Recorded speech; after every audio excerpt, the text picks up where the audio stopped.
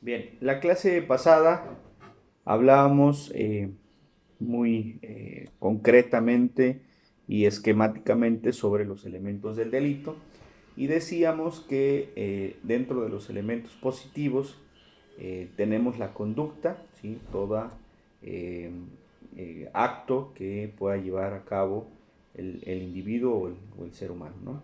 En cuanto a la tipicidad, explicábamos que es precisamente la descripción de la conducta en una ley que de alguna manera es prohibitiva, ¿sí? O ordena alguna conducta también, ¿no?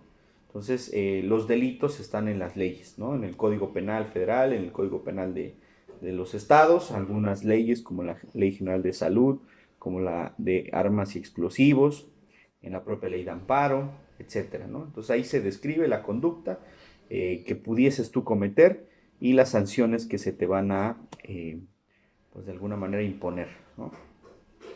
La antijuricidad, es decir, que esto que tú cometas, esta conducta delictiva, pues sea antijurídica. ¿Qué significa antijurídico? Pues justamente que no lo hagas ni en estado de necesidad ni en legítima defensa, por ejemplo, ¿no? Que es lo que conocemos en contrapartida en aspectos negativos del delito como causas de justificación. Por su parte, la imputabilidad.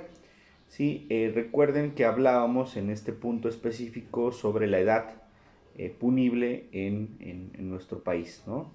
Entonces decíamos que hay que ser mayor de 14 y menor de 18 para ser juzgado en caso de los menores de edad en el sistema de responsabilidad juvenil y para el sistema de adultos pues tener más de 18 años.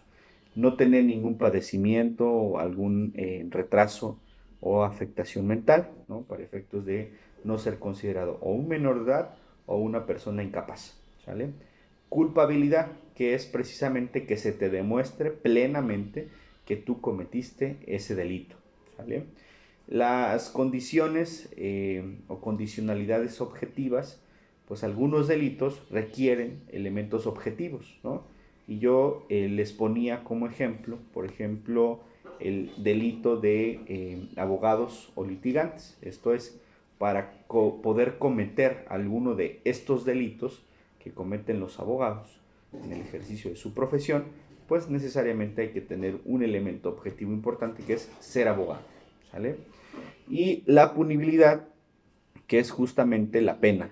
Esto es, aquellas personas que cometan o que encuadren su conducta en la descripción de los tipos penales, pues tendrán como consecuencia una pena o una sanción. Y explicábamos que, bueno, esto va desde una multa, trabajo a la comunidad o en la mayoría de los delitos, pues penas privativas de libertad. Estos elementos del delito, como los explicábamos, precisamente algunos de estos se encuentran descritos tal cual yo los he explicado en el artículo 15, por ejemplo, del Código Penal Federal, ¿sí? En el artículo 7, ¿no? Por ejemplo, que ya en el 7 propiamente se habla de cómo nosotros podemos cometer los delitos. Esto es, podemos cometerlos por acción o por omisión, ¿sí? En los delitos de resultado material también será atribuible el resultado típico producido al que omite impedirlo, si éste tenía el deber jurídico de evitarlo. Entonces, por ejemplo, si yo, y les ponía también ejemplos así, en mi vehículo, yo excedo la velocidad permitida, ¿sí? Y de alguna manera, al exceder esta velocidad, pierdo el control, entonces voluntariamente veo que el que va adelante de mí, entonces es una persona con la que yo tengo un conflicto, es mi vecino con el que me he peleado. Y entonces yo acelero para poder impactarlo, ¿no? Entonces estoy haciendo algo, ¿sí? Entonces eso sería un delito por acción o por llevar a cabo un acto. Los delitos de omisión, por ejemplo, se ocupa bastante el de omisión de cuidado, por ejemplo. Los padres, los tutores, los encargados de velar por los menores de edad que tienen a cargo, ¿sí? Pues están encargados de eso, de cuidar, de velar por su integridad física, psicológica, de darles de comer, etc. Entonces, el no hacerlo, ¿sí? El omitir hacer estos cuidados, entonces estarían cometiendo un delito que conocemos como omisión de cuidado. O sea, no lo cuidaste, omitiste cuidarlo bien, ¿no? Entonces, esa sería una pequeña diferencia, ¿sí? Que encontramos en la comisión de estos delitos, ¿sí? En estos casos se considerará que el resultado es consecuencia de una conducta omisiva cuando se determine que el que omite impedirlo tenía el deber de actuar para ello derivado de una ley, de un contrato o de su propio actuar precedente, ¿no? Por ejemplo, los policías, ¿sí? Están obligados a brindar apoyo, ayuda a las personas que lo necesiten cuando se está cometiendo un delito, ¿no? Entonces, en caso de que ellos sean omisos en llevar a cabo estas conductas, también podrán en determinado momento estar cometiendo, ¿sí? estos delitos de omisión, ¿sí? No se les juzga por hacer algo, se les juzga justamente por no hacer nada cuando, derivado de una ley, ellos están obligados a brindar seguridad, a brindar cuidado a la ciudadanía, ¿sí? En el caso, por ejemplo, de las personas en las escuelas, en las guarderías, en las propias casas, acuérdense que los contratos no necesariamente tienen que ser escritos, también puede ser un acuerdo de voluntades verbal en el derivado de tu trabajo por hacer estas labores, yo pagaré esta cantidad, ¿no? Entonces, acuérdense que los contratos no necesariamente tienen que estar por escritos, y entonces derivado de ese contrato donde se le impuso esa obligación de hacer algo, ¿sí? En el caso del cuidado de los niños, pues lo tiene que hacer. En caso de que omita hacerlo, estará cometiendo estos delitos, ¿sí? Que conocemos por omisión. El delito también puede ser instantáneo, ¿sí? Y esta clasificación de los delitos, pues la vamos a entender, ¿sí? Uno a uno. Y en el caso de los instantáneos, pues bueno, por ejemplo, las lesiones, ¿sí? Si yo agarro una piedra y se la lanzo a alguien con toda la intención de causarle un daño a su salud, en cuanto impacte esa piedra en su cuerpo y le genere la lesión, se ha consumado precisamente el tipo penal, el delito en este caso, pues instantáneo, ¿sí? Hay también delitos permanentes o continuos, ¿sí? Imagínense, por ejemplo, a una persona que es privada de su libertad contra su voluntad, entonces hasta en tanto no la liberen y pueda continuar con su libre tránsito, se estará cometiendo el delito. Otro ejemplo sería, en estos permanentes o continuos, la aportación de arma. Hasta en tanto no dejes esa arma y la tengas a tu alcance de radio y disposición, entonces estarás cometiendo permanente y continuamente el delito de portación de arma o posesión de droga o lo que sea, ¿no? También tenemos nosotros delitos continuados, ¿sí? Cuando con una unidad de propósito delictivo, pluralidad de conductas y unidad de sujeto pasivo se viola el mismo precepto legal. Y aquí este tipo de delitos, conocidos como continuados, nosotros lo vemos muy fácilmente para poder dar un ejemplo en los robos hormiga que conocemos, ¿no? Que estos robos es justamente el bien jurídico tutelado, es el patrimonio, y la persona, pues, un día a la semana, 2 días a la semana, se va a casa y se lleva objetos, ¿no?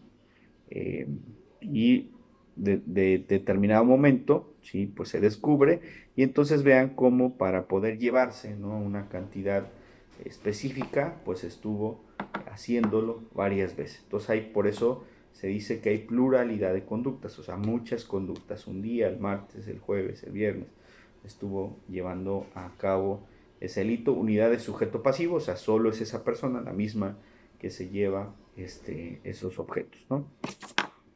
Y se viola el mismo precepto, que en este caso pues es el patrimonio, ¿vale?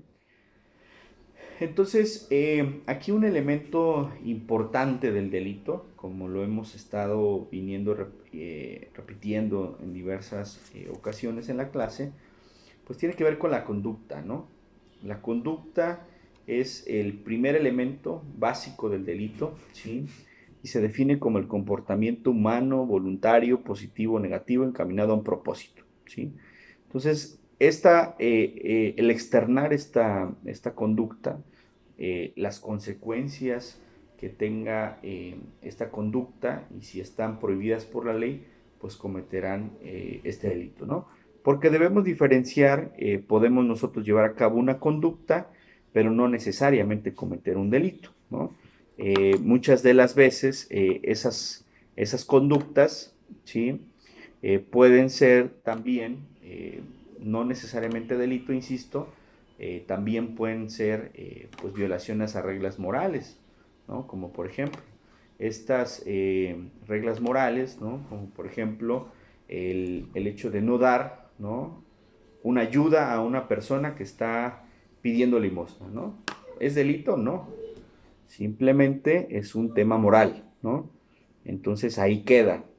No fuiste a misa, pues es un tema religioso, ¿no? Es una conducta, un comportamiento, pero que no necesariamente va a transgredir las leyes penales. En el caso de los delitos, pues tiene que ser una conducta, ¿sí? Un comportamiento humano, voluntario, positivo o negativo, o sea, hacer o no hacer, encaminado a un propósito, ¿no?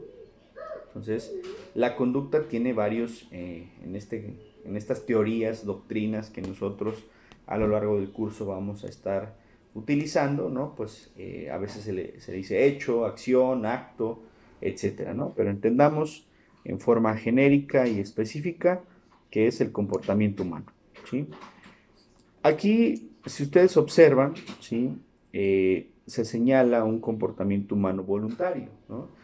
Si una persona agrede a otra con toda la voluntad, toda la intención de dañarlo, pues ahí se advierte, ¿no? Muy claramente esto que se dice. Pero también hay delitos que se cometen en esta calidad de culposas. ¿Qué es esto? Pues que la persona no quería pasar a traer al perrito, no quería pasar arrollando a una persona, no quería dañar el vehículo de enfrente. Entonces acuérdense que aquí estos delitos pueden ser una conducta dolosa o culposa. Dolosa es con toda la intención. La culposa es no tenías la intención, pero no previste lo previsible. ¿Sí? Si tú vas a exceso de velocidad, no es que quieras pasar a traer a alguien, pero sabes perfectamente que existe una alta probabilidad de que suceda. ¿Sale? En ese sentido. En esta clasificación también tenemos lo que la doctrina o la teoría ha denominado delito de acción. ¿Sí? Esto es una conducta exterior voluntaria encaminada a la producción de un resultado, ya consista en una modificación del mundo exterior o en el peligro de que ésta llegue a producir. ¿Sí? Les decía, si yo lanzo, ¿sí? Un objeto que pueda lesionar a una persona y así lo hace, ¿sí? Entonces estoy cometiendo el delito de lesión, ¿no? Pero si yo tengo toda la intención de lesionarlo, aviento el objeto, pero la persona reacciona y se hace a un lado, entonces esto no implica que no cometa el delito, que esto en la práctica le conocemos como tentativa. Entonces me van a acusar a mí por el delito de lesiones en grado de tentativa. Esto es, no se llegó a consumar, pero no porque yo quise, sino por causas ajenas.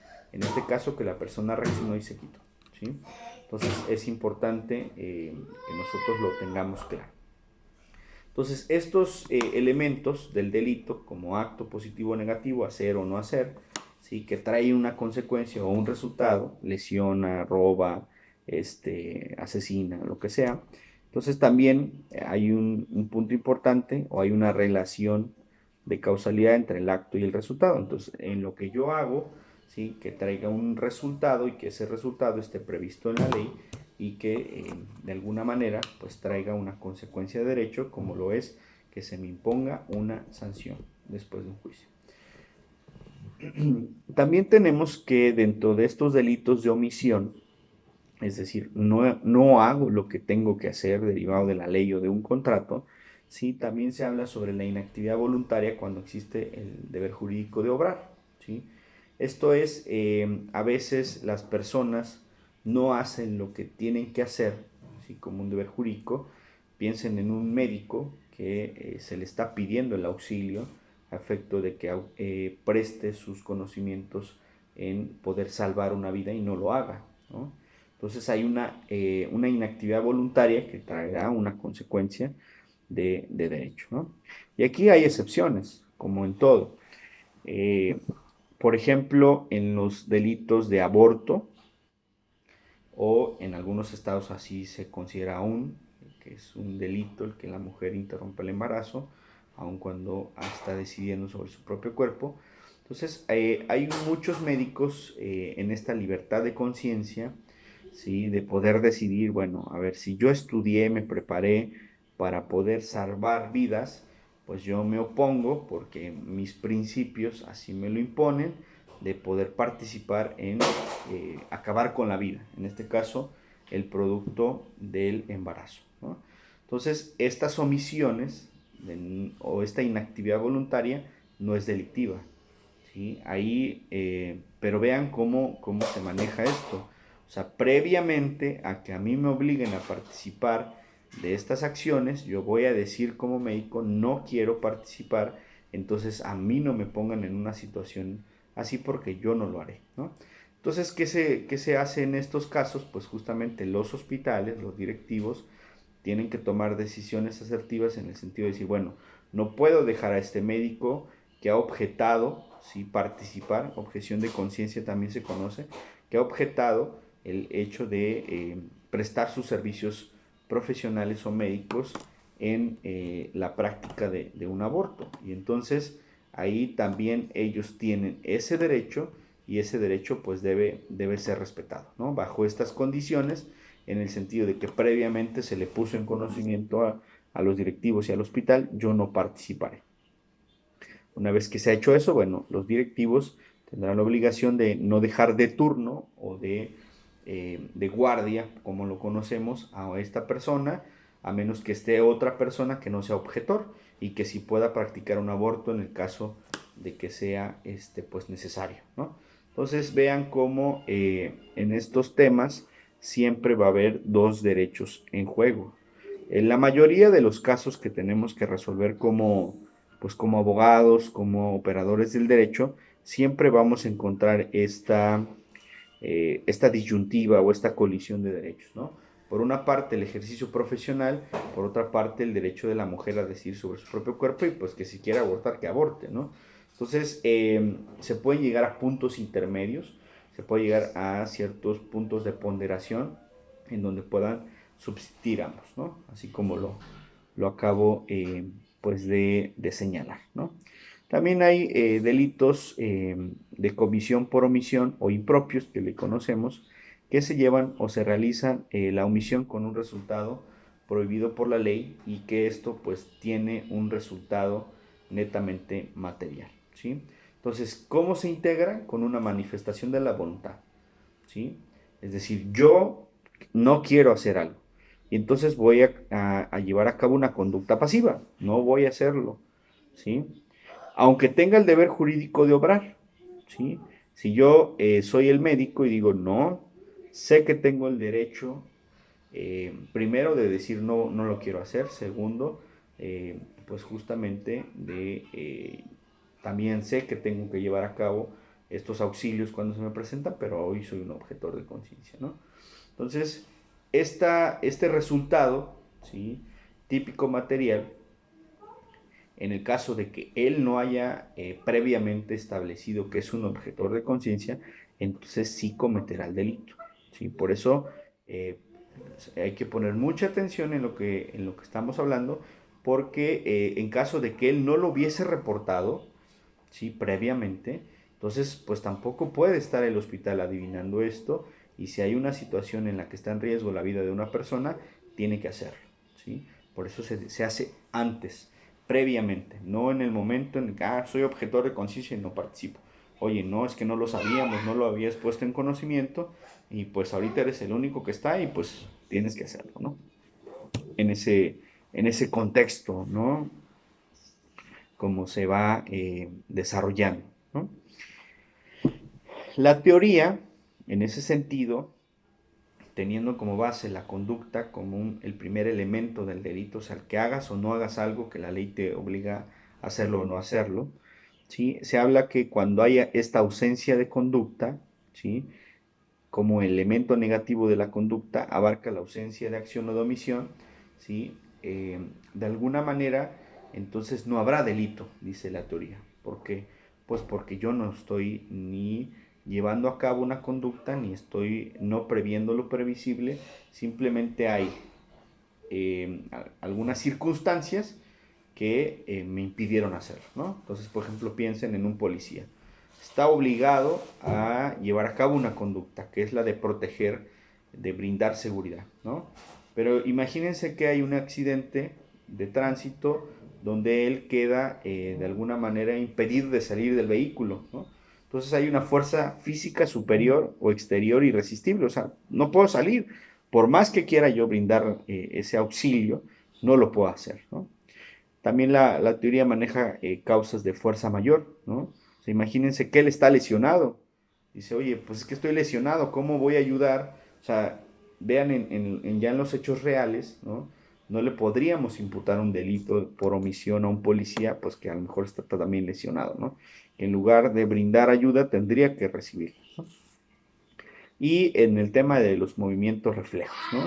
Y esto de los movimientos reflejos ha dado a la teoría bastante tela de dónde cortar porque hay ejemplos en la vida real, ¿no? De cómo una persona llega, asusta a otra, ¿no? Imagínense, está él trabajando con ciertas herramientas por su oficio, está trabajando, llega la persona, lo asusta, al momento de asustarlo voltea, a lo mejor tenía un cuchillo y lo lesiona. Entonces dice, oye, ni conducta, ni prever lo previsible, o sea, es un accidente que como conocemos, ¿no? Entonces el que tú asustaras a la persona trajo como consecuencia el que él en un movimiento reflejo volteara, ¿sí? Y con eso lo lesiona. Entonces, aquí, como hay ausencia de conducta, como uno de los primeros elementos del delito, pues no habría en este sentido, ¿no? La comisión de un delito propiamente establecido como lo hemos dicho, ¿no? Algunos otros autores justamente también hablan sobre el hipnotismo, el sonambulismo, el sueño, ¿no? O sea, que las personas que están en este trance, por la profundidad de su sueño, pues a veces inconscientemente, ¿no? Pues te volteas a un lado, los sonámbulos se levantan, ¿no?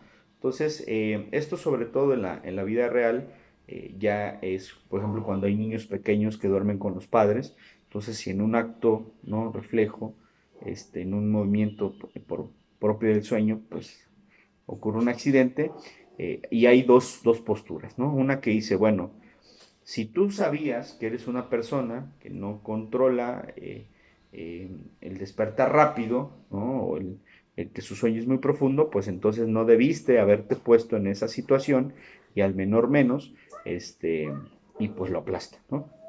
Entonces, sí hay esta postura donde dicen es tu responsabilidad porque sabías de tu condición y no debiste haberlo.